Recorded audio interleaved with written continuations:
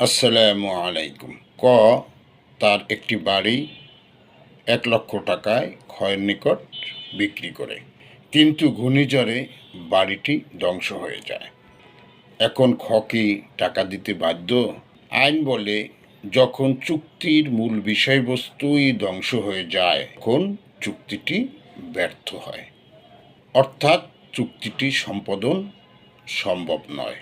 এই পরিস্থিতিতে খকে আর টাকা দিতে হবে না এবং কও কোনো ক্ষতিপূরণ দাবি করতে পারবে না।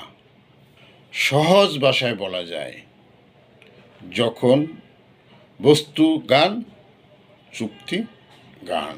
এটি আমাদের শিখায় চুক্তি সবসময় বাধ্যতামূলক নয়। কখনো প্রাকৃতিক দুর্যোগ বা অনিয়ন্ত্রিত ঘটনা চুক্তি বাস্তবায়নকে অসম্ভব করে দিতে পারে।